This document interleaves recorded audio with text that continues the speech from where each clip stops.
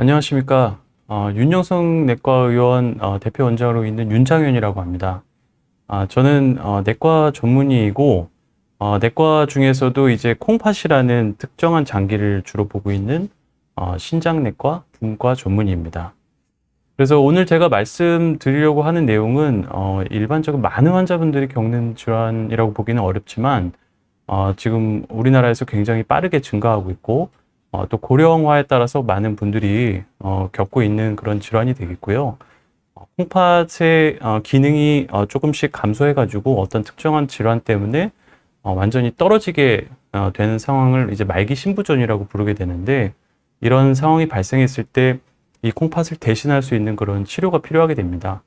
그런 치료법이 여러 가지가 있지만 신장 이식이 가장 이상적이지만 이런 치료를 하지 못하는 경우에 혈액투석이라는 치료를 통해서 시간을 이제 벌게 되는데요. 그런 이제 혈액투석을 하는 분들에게 오늘 강의가 좀 도움이 되었으면 하고요. 그 다음에 지금 혈액투석을 하지 않는 환자분들이더라도 조만간 이제 혈액투석과 같은 이제 치료가 필요하신 분들, 또 가까운 분들 중에 이제 그런 친지나 지인분들 중에 이런 질환을 앓고 계신 분들에게 좀 도움이 되었으면 합니다. 이제 콩팥, 많은 분들이 알고 계실 텐데, 콩팥하고 신장은 같은 말입니다. 신장하고 심장은 이제 또 다른 얘기가 되겠고요. 심장은 저희 가슴에서 이제 피를 펌핑하는 장기가 되겠고, 콩팥, 즉 신장은 우리 몸 등 뒤에, 여기 보시면은 이렇게 등 뒤쪽으로 실제 콩 모양으로 생긴 장기가 되겠습니다. 그래서 이제 어떤 분들은 간혹 콩팥 기능이 조금 떨어진 것 같아서 등 뒤쪽이 좀 아프시다, 이렇게 통증이 있다고 말씀하시는 분들도 외래에 가끔 오시는데, 기본적으로 콩팥은 기능이 떨어진다고 통증이 발생하지는 않습니다. 그래서 침묵의 장기로 부르기도 하고요. 이 콩팥으로 가는 이런 요관에 무슨 돌이 끼거나 아니면 이제 콩팥에 굉장히 큰 염증이나 농양이 발생하지 않는 이상은 대부분 콩팥 기능 저하만으로는 증상이 발생하지는 않습니다. 이 신장 콩팥은 우리 몸 안에 이제 소변을 만드는 장기가 되겠는데요. 저희가 이제 음식물을 섭취하고 나서 에너지원으로 필요한 부분을 모두 이용하고 남은 폐기물 중에 그 물에 녹지 않는 부분에 대해서는 담즙하고 섞여서 대변으로 배설이 되게 되고, 그 다음에 이제 물에 녹는 모든 폐기물은 여기 보시는 것처럼 콩팥에서 이렇게 배설이 되게 되겠습니다. 이렇게 대동맥과 연결이 되어 있는 양쪽의 콩팥으로 굉장히 많은 피가 돌게 되면서 이 콩팥에서 물에 녹아있는 우리 몸 안의 이 노폐물들을 모두 걸러내서 몸 밖으로 보내게 되고요. 그래서 이 요관을 통해서 내려온 그런 소변이 방광에 모이면 요의를 느끼게 되고, 이 요의가 가득 차게 되면 소변을 배설하게 됩니다. 그래서 이렇게 콩팥이 망가지게 되면은 여러 가지 이제 질환들이 발생할 수 있습니다. 이런 요독들이 피 안에서 돌기 때문에 혈관을 특히 많이 망가뜨리는 질환을 일으킬 수가 있습니다. 뒷부분에 다시 한번 이 부분 말씀드리겠습니다. 이제 저희 이제 클리닉에 신장내 여러 가지 내과 질환을 보지만 이제 신장내과 환자분들이 조금 오시는데요. 가장 초기 징후는 아무래도 이제 소변에서 발견이 됩니다. 소변은 정상적으로 많은 분들이 아시겠지만 이렇게 노란 빛깔을 띠는 경우가 많죠. 조금 초록색일 수도 있고 약간 맑은 색일 수도 있지만, 근데 이제 주로는 이제 혈뇨 때문에 오시는 분들이 있고, 그 다음에 여긴 제가 이제 거품뇨라고 적어 놓긴 했지만 단백뇨 때문에 오시는 경우가 있습니다.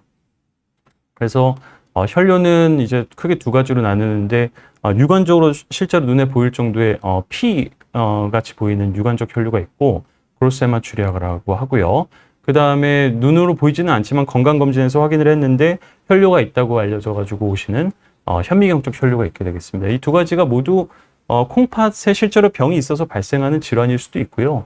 콩팥이 아니더라도 이제 또 여러 가지 이유가 있을 수 있습니다. 염증이나 또는 요로 결석, 굉장히 낮은 확률이지만 고령에서는 암도 있을 수 있기 때문에 비뇨기과나 신장내과 진료를 꼭 보시는 걸 권장드리고요.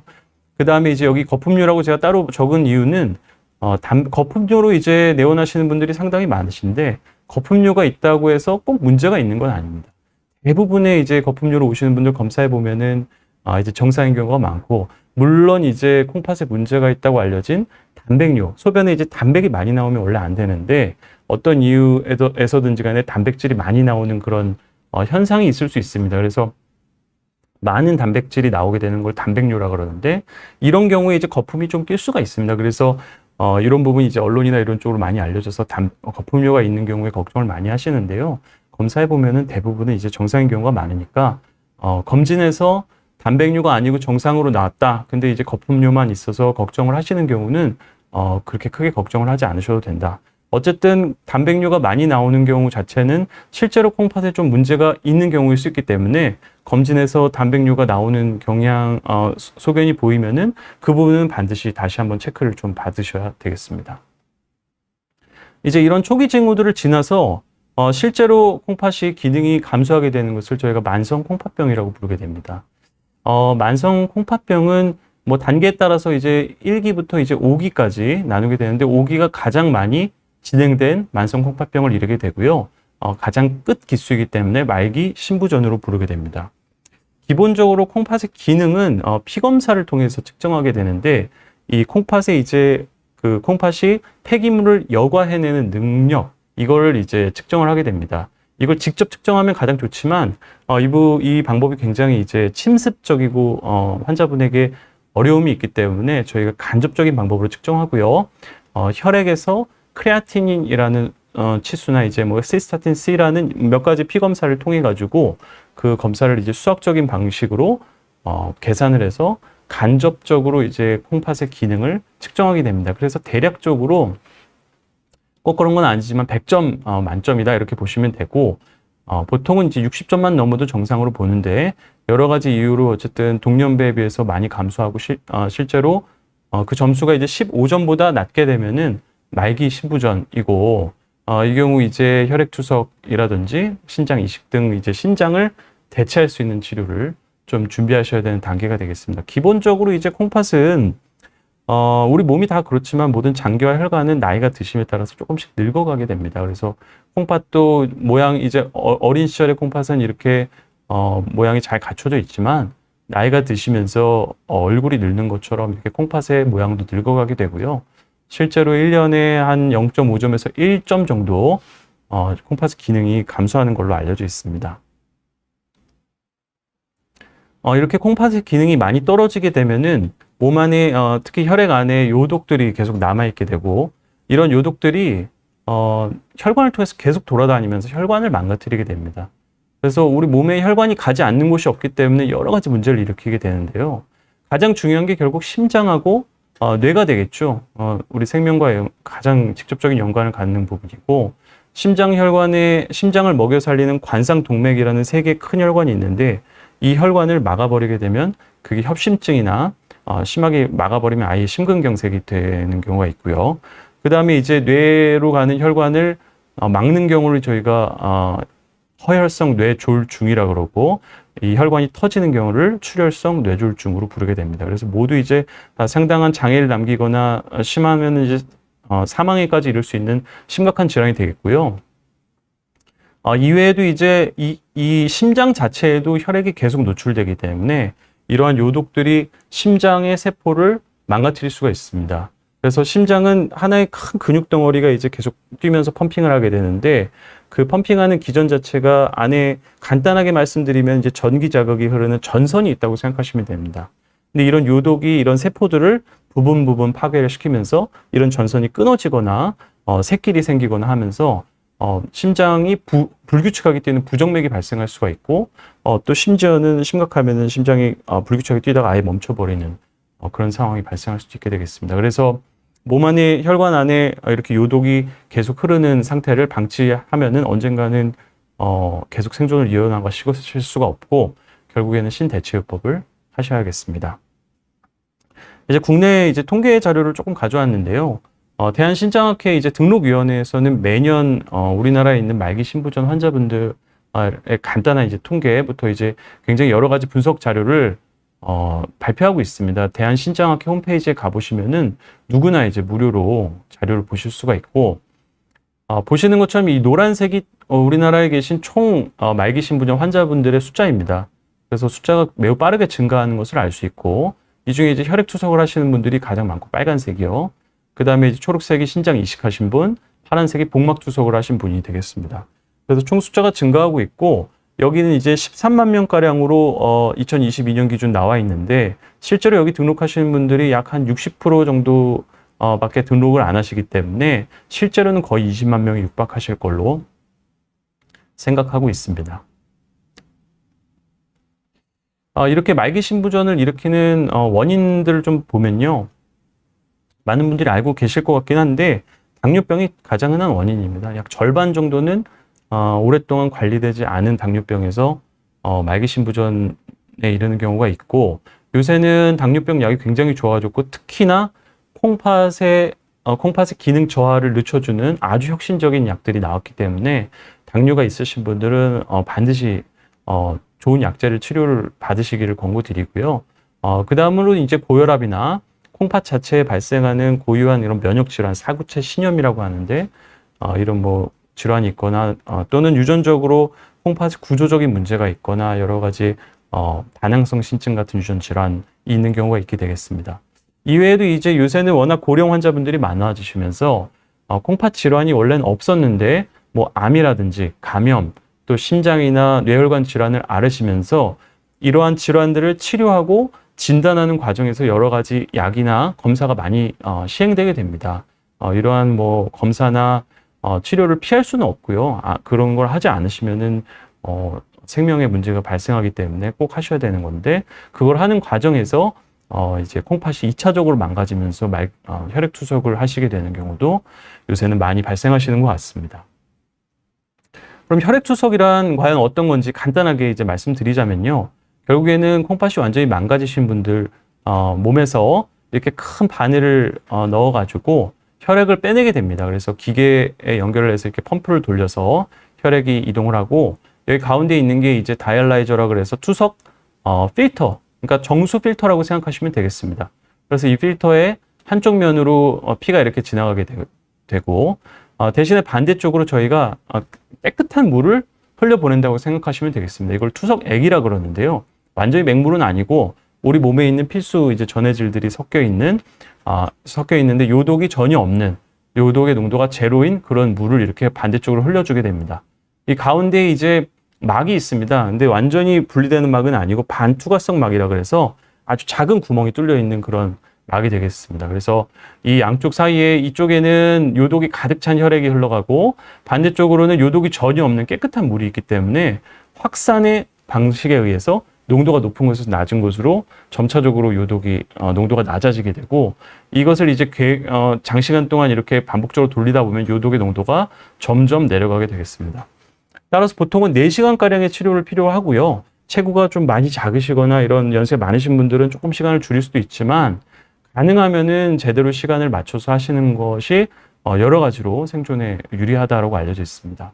또 횟수는 일주일에 이제 보통은 3회를 많이 하십니다. 근데 여러 가지 환자분들이 3번이나 이제 병원에 오는 걸 굉장히 좀 힘들어 하시고 또 투석 이제 막 시작하신 분들은 콩팥이 조금 기능이 살아있기 때문에 2번 하시는 경우도 있지만 3번 하시는 분과 2번 하시는 분의 생존율 차이가 명확하기 때문에 3번을 가능하면 꼭 하시는 걸 권고드리고 수분 조절이 너무 안 되시는 경우에는 4번 하시는 분들도 있게 되겠습니다. 그래서 3번에 4시간 하신다 그러면은 일주일에 치료 시간만 해도 12시간이 소모가 되고 왔다 갔다 하시고 이제 뭐 지혈하는 시간 여러 가지 준비 시간 하면은 상당히 사실은 일주일에 많은 시간을 치료에 소모를 하시게 됩니다. 그래서 쉽지 않은 치료이긴 하지만 이러한 혈액투석 치료가 나오기 전에는 이렇게 말기 신부전이 된 환자분들이 살아남을 수 있는 확률이 없었습니다. 근데 이러한 치료가 있어서 치료만 잘 받으시면은 잘 생존하실 수 있는 그런 치료이니까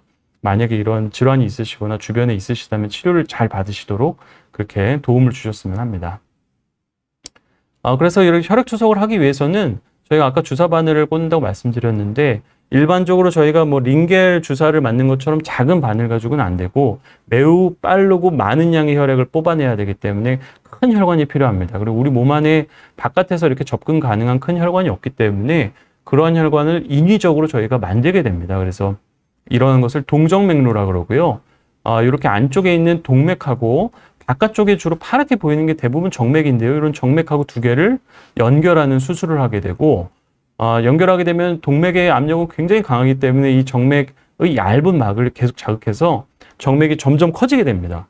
그래서 이런 식으로 이제 확장이 되게 되고요. 그렇게 되면은 확장이 되고 벽 자체도 두꺼워지면서 큰 바늘을 견딜 수 있는 이런 동정맥류가 완성이 되게 됩니다. 그래서 이런 동정맥류를 통해서 혈액투석을 하게 되고, 이렇게 만들게 되면 보통 2개월가량의 시간이 필요하기 때문에 투석을 정말 꼭 필요한 상황이 있으신 분들은 미리 이런 동정맥류를 만드셔서 나중에 힘들지 않게 시작하실 수 있는 게 좋고, 이런 동정맥류를 미리 못 만드신 분들은 이제 목 쪽에다 큰 관을 꽂아가지고 임시로 사용하는 경우가 있습니다. 근데 그 경우에는 여러 가지로 좀 힘드시고 고통도 있고, 또 불편하시기 때문에 잘 상의하셔서 계획적으로 이렇게 만드시는 것을 추천드리겠습니다. 그래서 앞서 보여드렸던 내용과 같은 내용이고요. 이렇게 혈액을 빼가지고 확산의 방법에 의해서 요독이 제거되게 된다. 옛날에 과학 시간 같을 때 많이 이런 그림을 보셨을 겁니다. 이렇게 잉크를 떨어뜨리면은 시간이 지남에 따라서 자연스럽게 퍼져나가는 게 사실 자연의 기본 원리죠. 그래서 요독도 이런 식으로 맑은 물을 옆에다 둬가지고 퍼뜨리는 방법을 사용을 하고요. 가장 기본적인 혈액투석 방법입니다. 이렇게 확산을 하게 된다고 보시면 됩니다. 근데 문제는 이렇게 확산의 방법을 사용하는데 우리 몸 안에 저희가 알고 있는 요독이 엄청나게 많습니다. 뭐 칼륨이나 인, 또는 뭐 비유엔, 크레아틴 이런 말 들어보셨을지 모르겠습니다. 여기 계신 분들이 투석에 아무래도 좀 관심이 있는 분들이 들어와 계실 것 같기 때문에 들어보셨을 것 같은데요. 그거 이외에도 이렇게 수많은 요독들이 있습니다. 여기 있는 것도 전부 적은 게 아니고 지금 측정도 하지 않고 그냥 실험적으로 알려진 거 논문에서 계속 알려지고 있는 여러 가지 요독들이 있고, 이런 요독들이 확산의 방법만으로는 전부 제거가 되지가 않습니다. 그래가지고 단순한 혈액투석으로는 좀 여러 가지 제거되지 않는 이런 요독들 때문에 문제가 발생한다. 그래서 어떻게 하면은 더 강한 더 요독을 많이 제거할 수 있는 방법이 있을까에 대해서 많은 연구들이 있었습니다. 그래서 보시면은 이제 요독이 이 좀 크기가 그 분자량에 따라서 나누게 되는데요. 그 크기가 요독의 알갱이가 작은 거는 확산의 방법으로도 제거가 잘 됩니다. 근데 이제 혈액투석도 조금씩 발전하면서 조금 크기가 이제 중간 정도 되는 애들, 베타2 마이크로글로불린이라는 이런 물질들을 포함해서 이 노란색까지는 제거되는 혈액투석막을 보편적으로 많이 사용하고 있고요. 이 다음에 이 하얀색과 이제 연두색 칸에 있는 이런 요독들은 제거가 쉽지가 않습니다. 그래서 이런 거를 제거할 수 있는 여러 가지 방안들을 어떻게 하면 조금 더 큰 분자를 제거할 수 있을까, 이런 부분에 대해서 연구들이 많이 이루어졌습니다. 그래서 나온 방법이 단순히 그냥 확산을 시키는 게 아니라 이 한쪽을, 반대쪽을 강한 힘으로 밀어가지고 얘네를 조금 더 큰 물질들을 밖으로 내보내버리자. 이것을 컨벡션이라고 그러는데요. 이런 방법을 사용해서 투석을 하는 것을 혈액투석 여과라고 그럽니다. 헤모다이어필트레이션, HDF라고 그러고, HDF라는 말을 들어보신 적이 있을 것 같습니다. 그래서 강하게 밀어가지고 압력으로 요독을 조금 더 제거하는 방법이 되겠습니다. 그래서 간단하게 설명드리면 여기 이 뒤쪽에 이제 양재천이 있는데, 양재천이 이렇게 평소에는 이렇게 굉장히 아름다운 모습이 있습니다. 근데 이제 얼마 전에 이제 태풍이 왔을 때처럼 비가 많이 오거나 이렇게 하게 되면은 양재천이 이렇게 범람을 하게 됩니다. 그래서 보통 정상적으로는 이 양재천에서 굉장히 작은 모래알갱이 정도만 떠내려가게 되겠죠. 그게 이제 작은 요독이라고 보시면 되고요. 이렇게 비가 많이 오거나 태풍이 오면은 큰 모래알갱이 또는 큰 자갈도 같이 쓸려 나가게 되겠습니다. 그래서 이런 방법을 이용하는 것이 혈액투석 여과 HDF 방법이라고 생각하시면 되겠습니다. 그래서 이 HDF 방법에 대해서 여러 가지 그간 연구들이 많이 있었습니다. 많이 있었는데 이게 과연 정말 좋은 거냐? 뭐 좋다는 연구자들도 많이 계셨고, 생존율을 뭐 증가시킨다, 뭐 어떤 방법을 써야 된다, 많은 연구들이 있었고요. 여전히 많은 연구들이 있는데 금년에 이제 이런 좋은 논문이 발표가 됐습니다. 이게 뉴 잉글랜드 저널 오브 메디슨이라고 해서 임상의학을 하는 연구자들 사이에서는 가장 권위 있는 논문이라고 보시면 되겠고요. 금년에 이제 이런 HDF를 시행하는 경우에 일반 투석을 하는 거에 비해서 약 한 20%, 15에서 20% 정도 생존율 개선 효과가 있었다라는 이런 대규모 연구가 발표가 되었고요.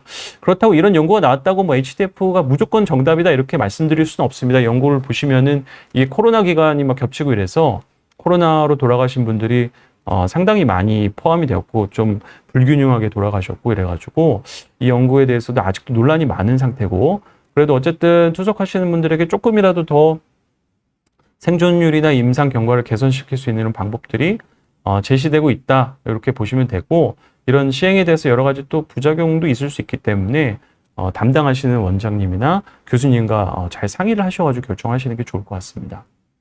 그럼 이제부터 제가 몇 가지 말씀을 드리고자 하는데요.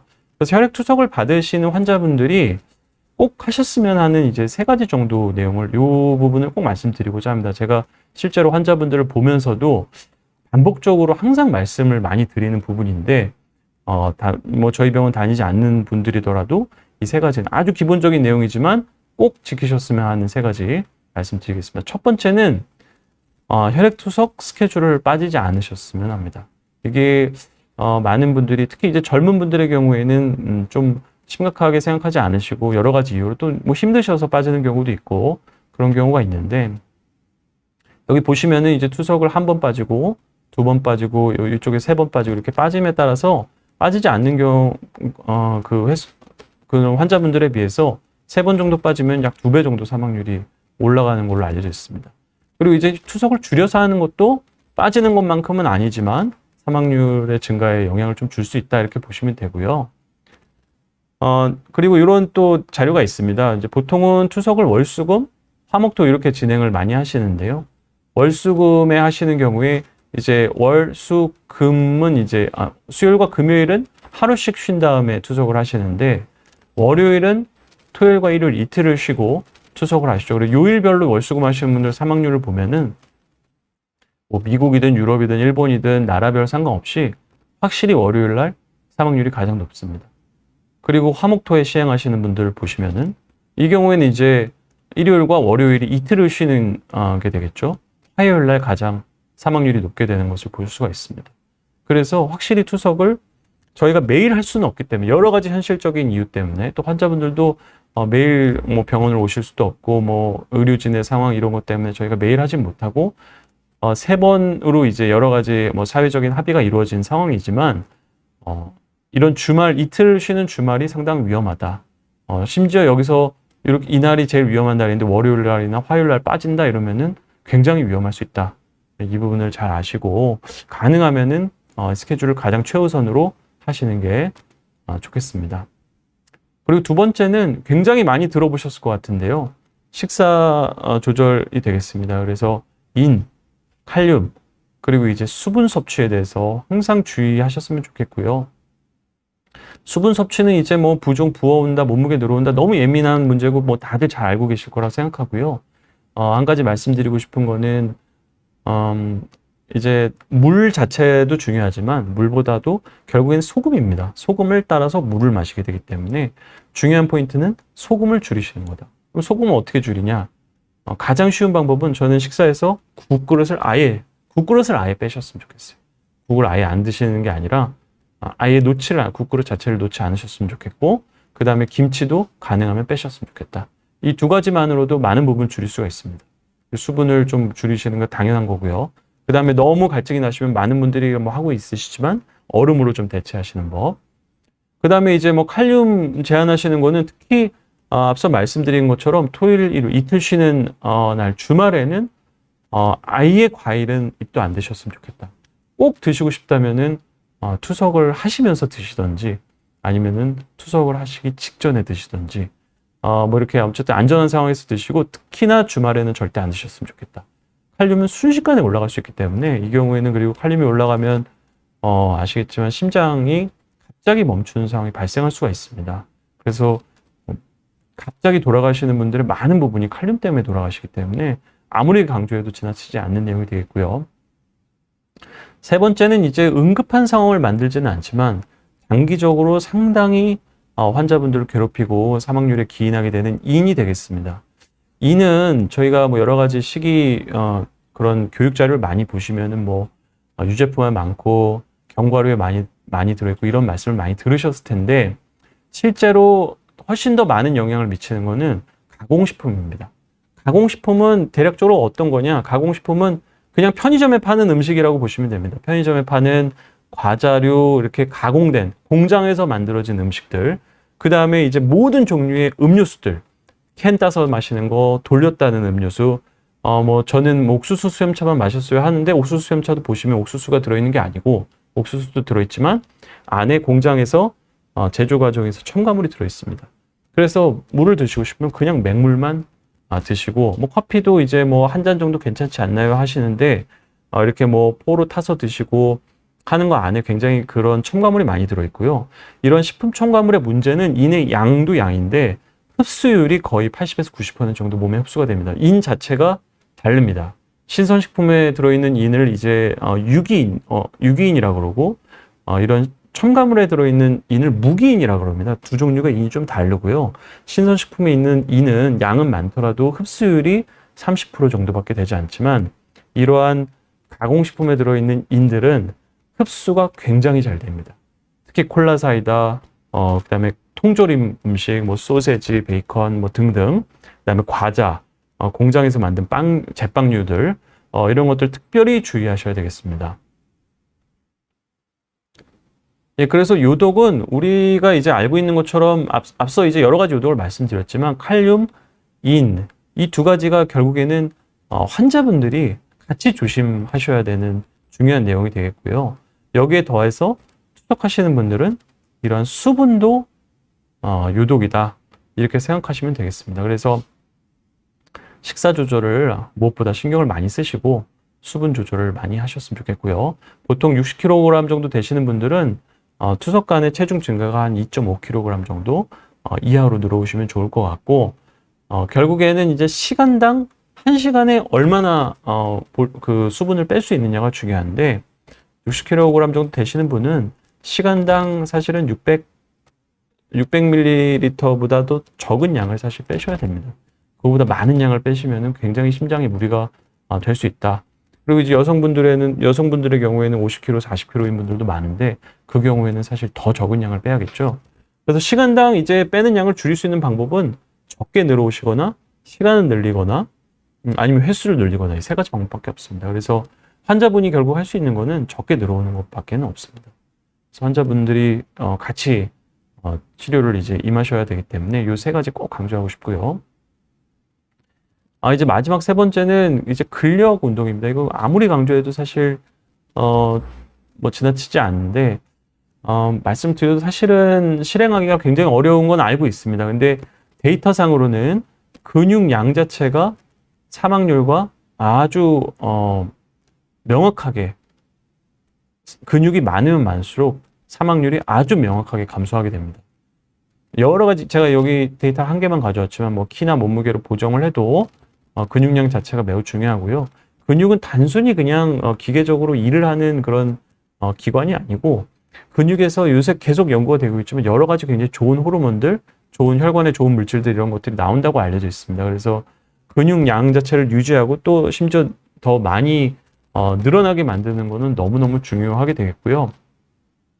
물론 이제 투석을 하시는 분들이 고령이 많으시고 기저질환이 많으셔서 현실적으로 근육 운동을 하는 게 어렵다는 거는 알고 있습니다. 근데 그럼에도 불구하고 근육 운동을 조금이라도 하시려고 노력을 하셔야 되고, 여기 보여드리는 이런 그림들이 있는데요.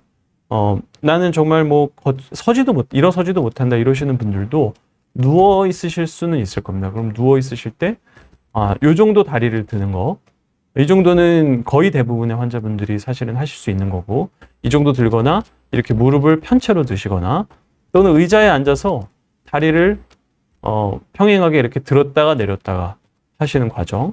그 다음에 이제 이분은 이제 의자의 뒤쪽에 뭐 고무줄 같은 걸 걸어서 앞쪽으로 이렇게 당기는 운동을 하셨는데, 뭐 앞쪽에 고무줄 걸어서 뒤로 당겨서 등 근육을 운동하는, 이 정도는 사실은 어렵지 않은 운동이고 평소에 잘 사용하지 않는 근육들을 자극하는 운동이기 때문에 이 정도는 누구나 하실 수가 있을 거라고 생각을 합니다. 그래서 이렇게 다리를 굽혔다 폈다 하는 거, 저희가 이제 뭐 이렇게 근육을 만들어서 쉐입을 만들려고 하는 건 아니고 근육량을 유지하고자 하는 거니까요. 가장 효율이 좋은 여기 허벅지 근육, 그 다음에 등 쪽의 근육을 자극하시는 것만으로도 도움이 되고, 이걸 꾸준히 하시면은 근육이 자극이 되다가 이제 조금씩 성장을 하게 됩니다. 장시간에 걸쳐서.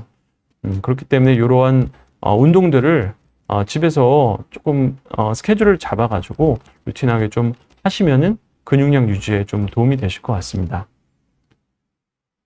그래서 이렇게 세 가지를 말씀드렸는데요. 정리하자면은 혈액투석 하시는 분들은 스케줄을 꼭 안 빠지셨으면 좋겠다. 이렇게 말씀을 드리고요. 그 다음에 이제 말씀드린 것처럼 이제 인하고 칼륨하고 수분 섭취 이 세 가지를 항상 좀 주의하셨으면 좋겠다. 말씀드리고, 요 근력 강화 운동이 사실은 가장 좀 어렵고, 잘 실천이 되지 않는 부분인데, 근력 강화 운동을 많이들 하셨으면 좋겠다. 이렇게 내용이 되겠습니다. 네, 감사합니다. 제가, 강의 준비한 내용은 전부 말씀드렸고요. 조금 질문하신 분들, Nothing Without You님께서 질문 주셨는데, 투석 혈관도 콩팥 투석에 쓰이는 말인가요? 라고, 투석 혈관도, 예, 투석 혈관이라는 게 아마 동정맥루를 말씀하시는 것 같은데요. 투석 혈관이 이제 콩팥 투석에 쓰이는 말이 맞고, 콩팥 투석, 보통 이제 신장 투석, 혈액 투석이라고 보통 말씀을 드리고, 콩팥이 망가져서 혈액이나 복막 투석을 하게 되시고, 복막 투석을 하는 경우에 이제 투석 혈관이 필요 없고요. 혈액 투석을 하는 경우에 투석 혈관이 필요하게 됩니다. 투석 혈관을 아까 말씀드린 것처럼 팔에다가 동정맥루를 이제 정맥과 동맥을 연결해서 동정맥루를 만들게 되는 것을 보통 투석 혈관이라고 하고요. 이게 이제 여의치 않은 경우에 또는 응급하게 하셔야 되는 경우 목에다가 경정맥에다가 관을 넣어서 이 아래쪽으로 임시 연구 도관이라고 하는데 6개월 정도 사용 가능한 펌캣이라고 하는 관을 넣게 됩니다. 그래서 이 관을 통해서 투석을 하게 되고 여기를 이제 투석 도관이라고 보통 많이 부르게 되죠. 그래서 뭐 용어에 이제 혼동이 있을 수 있지만 투석 혈관이 혈액 투석에 쓰이는 말이다. 이렇게 생각하시면 되겠습니다. 그리고 이제 Nothing Without 아웃유님께서 신부전이 증상이 일상생활이 불편한 증상들이 많다고 하는데 맞나요? 이렇게 질문 주셨는데요. 콩팥이 이제 망가지게 되면은 제가 오늘 말씀드리진 않았지만 지난번 이제 영상에서 한번 말씀드린 부분이 있어서 건너뛰긴 했는데요. 신부전 증상이 이제 대표적인 게 요독 증상으로 이제 구역구토, 위장 증상이 많이 발생합니다. 위장 증상이 좀 불편하시고요. 그 다음에 소변 말씀드린 것처럼 소변 양 자체가 이제 줄어들게 되면은 몸이 붓고 부종이 발생하게 되고 심하면은 이제 그 부종들이 몸을 돌아다니다가 폐에 가서 차게 되면은 폐부종이 돼서 숨이 굉장히 차고 위험한 상황이 발생할 수도 있고요. 이제 콩팥이 망가지더라도 그 안에 여러 가지 기능을 하는 세포들이 있습니다. 이제 수분만 제거하는 세포가 따로 있고, 뭐 칼륨을 제거하는 시스템이 따로 있고, 그다음에 인을 제거하는 시스템이 또 따로 있고, 앞서 보여드린 여러 가지 이제 다른 요독들을 제거하는 시스템이 각각 나눠져 있고 굉장히 혼재되어 있습니다. 이게 콩팥이 생물이 진화되는 과정에서 합리적으로 진화하지 않고 굉장히 그 시스템을 덧대면서 자라왔기 때문에 굉장히 섞여 있는데요. 근데 콩팥이 죽더라도 이게 굉장히 모든 시스템이 균일한 강도로 죽지 않고 어떤 분은 수분만 안 나오는 분도 있고 어떤 분은 소변 양은 굉장히 많이 나오는데 그 안에서 이제 칼륨 조절만 안 되는 분도 있고 어떤 분은 특정한 저희가 측정하지 않는 요독만 제거가 많이 안 되시는 분도 있고 이렇게 사람마다 차이가 있습니다. 그래서 어떤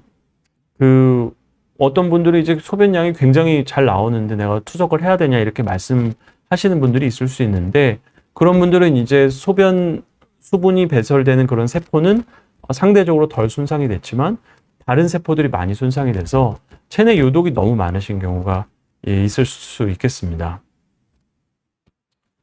행운아 김영조님께서 일본은 집에서 투석 가능하다던데 맞나요? 라고 질문 주셨는데요. 예, 맞는 말씀이시고요. 일본은 이제 재택 투석이라 그래서 집에서 투석을 하시는 소수의 환자분들이 계십니다. 그래서 집에서 하게 되면 굉장히 여러 가지 장점이 있죠. 당연히 집에서 본인이 이제 기계를 갖다 놓고 스스로 이제 관리를 하면서 의료진과 이제 영상으로 주고받으면서 하는 재택 투석이 있고요. 우리나라에도 지금 그 재택투석 연구회가 이제 발족이 돼가지고 여러 가지 이제 국내에서도 재택투석을 하려고 노력을 많이 하고 있습니다. 근데 아직 우리나라에서는 법적으로 집안에서 혈액투석 의료행위 하는 것 자체가 아직은 허용이 안 되기 때문에 좀 시간이 걸릴 것으로 생각이 되지만 어쨌든 이 집에서 혈액투석을 하시는 분들이 나중에 가능해지신다면은 아주 좋은 선택지가 될 거라고 생각하고요. 생각보다 간단하진 않습니다. 굉장히 환자분이 스스로 이제 의료진의 역할과 간호사의 역할 모든 걸 하셔야 되기 때문에 굉장히 영민하게 장기간에 걸쳐서 교육을 받으셔야 되고 그 다음에 이제 좀 상간 벽지에 있거나 혈액투석실 접근성이 너무 떨어지는 환자분들에게는 좋은 선택이 될 거라고 생각하고 지금 재택투석 연구회에서 이러한 노력들을 좀 기울이고 있습니다. 그래서 우리나라에서도 조만간 이러한 혜택을 보는 환자분들이 생길 걸로 생각하고 있습니다. SU 효님께서 혈액투석 말고 복막투석도 있던데 뭐가 다른 건지 궁금합니다. 라고 질문을 주셨는데요. 혈액투석하고 복막투석은 이제 혈액투석은 제가 여태까지 말씀드린 것처럼 혈액 자체를 빼내서 반투과성 막을 사이에 두고 확산의 방법을 이용해서 농도가 높은 혈액에서 낮은 이제 맹물로 투석액으로 확산의 방법으로 이제 요독을 제거하는 게 되겠고요. 복막투석은 그 반투과성 막을 우리 몸 안에서 찾은 겁니다. 우리 몸 안에 있는 것 중에 복막이라는 부분이 있는데 배 안에 복막이라는 걸로 둘러싸여 있습니다. 그래서 거기 안에다가 굉장히 진한 설탕물을 넣게 됩니다. 굉장히 진한 투석액을 설탕물을 넣게 되면은 그 설탕물이 농도가 진하기 때문에 그쪽으로 이제 수분이 빨려 들어오게 되고요. 그리고 수분 제거는 그렇게 하고 그 다음에 깨끗한 이제 투석액이기 때문에 아까 말씀드린 것처럼 확산의 방법으로 그 요독이 이제 점차 농도가 낮아지게 되겠고 혈액투석하고 다른 점은 혈액투석은 일주일에 3번 4시간 센터에 가가지고 하게 되지만 복막투석은 집에서 이제 혼자서 하실 수 있다는 장점이 있습니다. 그리고 배 안에다가 물을 가지고 있어야 되고 관을 가지고 있어야 되는 불편함이 있긴 하지만 이 복막액을 계속 좀 장시간 동안 하기 때문에 상대적으로 굉장히 강하게 요독을 제거하는 혈액투석에 비해서 과정이 좀 천천히 일어나기 때문에 상대적으로 뭐 심장이 약한 분이라든지 이런 분들에게 좀 도움이 되겠고요. 그 다음에 요새는 야간에 주무시는 동안에 복막투석을 할 수도 있기 때문에 주무시는 동안에만 복막투석을 하고 낮에는 그냥 빈배로 다닐 수도 있고 뭐 이런 방법도 있습니다. 그래서 복막투석도 뭐 중요한 이제 선택지 중에 하나인데 뭐 여러 가지 이유로 이제 혈액투석 센터가 워낙 이제 접근성이 요새 좋아지고 이러면서 요새는 혈액투석을 선택하시는 환자분들이 굉장히 많아지고 있습니다. 예. 그리고 다음 이제 멋진 인생님께서 당뇨 환자가 단백뇨가 있으면 관리를 잘해도 20년 정도 되면 투석을 받게 된다던데 피할 수 없는 건가요? 이렇게 말씀을 주셨는데요. 그렇지는 않습니다. 이게 의학은 결국에는 통계적이고 확률의 문제입니다. 그래서 100%라는 건 당연히 없고요. 당뇨 환자분이 단백뇨가 있으면은 있고 관리를 잘하고 여러 가지 단순한 문제가 아니고 유전적인 뭐 소인들, 환경적인 요인들이 복합적으로 영향을 미치고 그래서 20년이 지나도 투석을 받지 않는 분도 굉장히 많습니다. 그리고 요새는 당뇨가 있으시고 단백뇨가 있으신 분들에게 사용하는 이제 들어보셨는지 모르겠는데 SGLT2 이니비터라는 이제 신약이 나왔습니다. 그래서 이 약은 소변으로 혈당을 배설시키는 기전을 가지고 처음엔 당뇨약으로 개발이 됐는데 콩팥에도 굉장히 좋은 효과가 있는 것으로 알려져 있어서 많은 이제 거의 이제 퍼스트 초이스로 많이 사용을 하고 있고요. 이런 약제가 나오면서 더 이제 20년이 지나도 투석하지 않는 분들이 많아질 걸로 생각을 하고요. 그래서 멋진 인생님께서도 주치의 선생님과 잘 상의하셔가지고 치료를 잘 받으시고 본인이 뭐 당 관리하시고 아까 제가 말씀드린 특히나 이제 근육 양을 늘리거나 유지할 수 있는 방법을 많이 유지하시면은 도움이 될 거라고 생각하고요.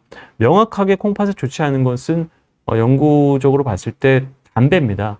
담배 직접 피시거나 간접 흡연하시는 것도 좋지 않고 운동은 유산소도 좋고 근육량을 따로 자극할 수 있는 그러니까 제가 말씀드리는 건 단순히 걷는 걸 말씀드리는 게 아닙니다. 걷는 것도 걷지 않는 것보다는 당연히 좋은데 걸으시는 것만으로는 운동량이 근육을 자극할 수 없고요.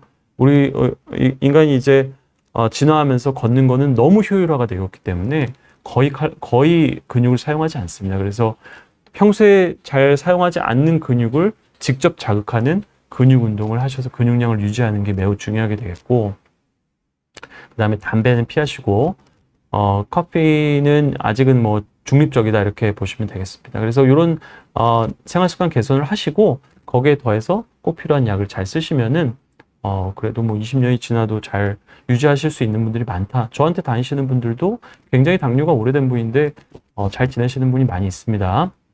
네, 다음 윤이인님께서 당뇨가 있어요. 어떤 당뇨약이 신장에 좋은 약인가요? 지금은 메트포민 복용 중입니다. 아마 메트포민만 복용 중이신 걸로 봐서 당뇨가 이제 굉장히 초기이신 것 같습니다. 심하지 않으시거나 초기이신 것 같고요. 보통은 요새는 이제 당뇨 약 중에 신장에 좋은, 방금 전에도 말씀드린 것처럼 SGLT2 이니비터라는 기전을 가진 약제가 개발이 됐고요. 국내에 시판된 이름으로는 이제 포시가, 자디앙, 기타 이제 여러 가지 약들이 있습니다. 이런 약들을 이제 처방 받으시면은 이런 약들이 좀 신장에 좋다. 근데 이제 뭐 현재 뭐 상황이 심하지 않으시고 당 조절이 당화혈소수나 이런 걸 쟀을 때 수치가 워낙 괜찮고 그러시면은 원장님 뭐 의료진의 판단에 따라서 꼭 그 약을 사용하지 않을 수도 있습니다. 현재 상황이 좋으시다면요. 그래서 그 부분은 이제 그 환자분의 상황에 따라, 케이스에 따라서 잘 선택하시면 좋을 것 같습니다. 네, 그리고 엔젤님께서 원장님 혈액투석과 복막투석 결정할 때 어떻게 결정해서 하나요? 이 부분은 이제 투석을 실제로 하시는 분께서 두 가지를 좀 다 보시고 결정을 하시는 게 제일 좋을 것 같고요. 이제 대학병원 같은 데 가보시면 복막투석실이 있으니까 그쪽에서 복막투석이는 실제로 이렇게 하는 거다 라는 걸 좀 경험해 보시고, 혈액투석실도 있으니까 혈액투석실에 가셔가지고 실제로 받으시는 분들 말씀도 들어보시고, 그리고 이제 환우분들 중에 혈액투석을 하시다가 복막투석으로 넘어오신 분, 복막투석으로 하다가 혈액투석으로 넘어가신 분들도 계십니다. 그래서 두 가지를 다 해보신 분들이 있으니까 이런 분들한테 의견을 들어보시는 게 사실은 가장 좋을 수도 있겠죠. 근데 사람마다 굉장히 이 부분은 호불호가 있는 부분이라서 뭐 꼭 정답이 있다 이런 건 아니다. 근데 예를 들자면 뭐 시력이 굉장히 안 좋으신 분이라든지 복막투석은 본인이 직접 하셔야 됩니다. 본인이 직접 하고 이 과정 자체를 좀 배우셔야 됩니다. 그래서 굉장히 무균적으로 조작을 하는 게 중요하고 하기 때문에 시력이 잘 안 보이는데 복막투석을 하기는 어려울 거고요. 그 다음에 뭐 연세가 굉장히 많거나 뭐 여러 가지 이런 교육을 받기가 좀 쉽지 않으신 분들, 또 뭐 치매가 조금 있으실 수도 있고 본인 힘이 너무 없으신 분, 나이가 너무 많으신 분들, 이런 분들은 사실은 복막투석이 적절하지 않을 수가 있습니다. 옆에 조력자가 있지 않는 이상은요. 상대적으로 좀 젊고 영민하시고 이런 분들이 복막투석을 결정할 수 있게 되겠고요. 복막투석으로 또 이제 배 안에 관을 가지고 계속 지내야 되기 때문에 이런 부분이 또 싫으실 수가 있습니다. 그래서 혈액투석 그냥 뭐 야간 그냥 저녁에 6시 뭐 일 끝나고 6시 7시에 와서 야간까지 그냥 하고 그렇게 하는 게 난 좋다 이렇게 판단하실 수도 있고요. 그 부분은 양쪽을 뭐 좀 경험을 해보시는 게 해서 그렇게 결정하시는 게 좋을 것 같습니다. 네. 그리고 엔젤님께서 혈액투석이 신장이 하는 일을 대신하는 건가요? 라고 질문 주셨는데요. 대신하는 게 맞습니다. 대신하는 게 맞고, 근데 아쉽게도 이제 신장이 하는 일을 전부 대신하지는 못합니다. 그래서 혈액투석이 현재는 인류가 발명한 방법 중에 신장을 대신할 수 있는 좋은 방법이죠. 가장 좋은 거는 콩팥을 이식 받으시는 겁니다. 사람의 콩팥을 이식 받으시는 게 가장 좋은 방법이지만 이식신이 이제 공여자가 충분하지 않기 때문에 두 번째 방법으로 이제 투석을 하는 거고요. 혈액투석이 신장이 이제 요독을 제거하는 그런 방법, 그 다음에 수분을 제거하는 이런 일들을 대신해주고, 그 다음에 콩팥이 하는 일 중에 또 피를 만드는 조혈 호르몬을 생성하는 게 있습니다. 그래서 이런 거는 투석이 대신하지 못하고 저희가 약을 통해 가지고 조절하고 투석만으로는 모든 게 되지 않기 때문에 의료진이 이제 여러 가지 적절한 약을 계속 투여하고 검사를 통해서 확인을 하는 거죠. 그래서 가능한 최대한 아무튼 콩팥과 비슷한 상황을 이제 만들려고 계속 노력을 하고 있고 많이 발전하고 있습니다. 그 다음에 또 엔젤님께서 원장님 혈액 투석을 격일로 하면 하지 않는 날은 독소가 몸에 쌓여 있는 건가요? 스케줄이 되면 매일 하는 것이 좋은가요? 이 부분은 예전에 뭐 그런 연구도 있었습니다. 밤마다 매일 미국에서 했던 연구인데 밤마다 매일 밤 하는 그런 분들의 경우에는 사실은 그 요동만 보면은 더 좋은 결과가 있었습니다. 혈액 투석을 격일로 하면 하지 않는 날 독소가 당연히 몸에 쌓입니다. 이게 우리 콩팥은 24시간 365일 쉬지 않고 계속 실시간으로 일을 하는 장기인데요. 이것이 완전히 망가지고 혈액 투석으로 대신한다면은 당연히 하지 않는 그걸 4시간 일주일에 4시간 3번으로 대신한다는 거는 사실은 굉장히 부족한 겁니다. 근데 말씀드린 것처럼 여러 가지 사회적인 상황, 환자분들의 삶의 질 이런 문제 때문에 그렇게 시간이랑 스케줄이 정해져 있는 거고, 근데 스케줄이 되더라도 매일 하시는 게 여러 가지 또 문제가 있을 수 있는 게 그 과정이 투석을 돌리고 피를 빼고 물을 빼는 과정 자체가 또 심장에도 무리가 될 수 있고요. 가장 결정적이게도 우리나라 보험으로는 일주일에 4번 이상은 보험에서 커버를 해주지가 않습니다. 그래서 4번까지만 보험 적용을 받으실 수가 있고, 그래서 하실 수 있다면은 조금 횟수를 더 늘려서 하시는 거는 저는 도움이 된다고 생각합니다. 그래서 월수금이나 화목토 하시는 경우에 월수금 하시는 경우에 토요일 같은 날 이제 짧게라도 좀 하시면은 주말을 조금 더 안전하게 보낼 수 있다. 저는 이렇게 생각하고 가능하시면 그렇게 하시면 좋다고 생각합니다. 예, 다음 이제 경희정님께서 이제 고혈압 환자입니다. 혈압 환자도 혈압 관리 잘못하면 콩팥병 걸릴 수 있다던데 맞나요? 라고 질문 주셨는데요. 예, 맞습니다. 고혈압 있으신 분들 혈압 관리 못 하시면은 심장도 망가질 수 있지만 콩팥도 망가질 수 있습니다. 그래서 결국에는 혈압을 잘 조절을 못 하시면은 이 고혈압이라는 게 혈압이 높다는 거잖아요. 이 높은 혈압이 그 혈관벽을 계속 이렇게 때린다고 보시면 됩니다. 계속 이제 잽을 때리다 보면은 혈관 구성하는 세포가 망가지다가 터지거나 막히는 과정이 발생하게 되고요. 그게 심장에 발생하면 심근경색이 되고 뇌혈관에 가면 뇌졸중, 출혈성 뇌졸중, 허혈성 뇌졸중이 되고 콩팥도 굉장히 작은 혈관으로 이루어져 있습니다. 그래서 오히려 콩팥 혈관이 더 위험합니다. 고혈압 방치하시면. 그래서 콩팥에 있는 혈관 세포들이 계속 죽어나가게 되고 죽다 보면 신장 기능이 급격히 얘네가 이제 버티다가 어느 순간 역치를 넘어서게 되면 급격히 감소하는 상황이 발생할 수 있습니다. 그래서 고혈압 절대 방치하시면 안 됩니다. 네. 그리고 다음으로 Nothing We Out 님께서 물이 정말 콩팥병 예방에 큰 도움이 되나요? 유전적 기질이 더 중요한 거 아닌가요? 라고 말씀을 주셨는데요.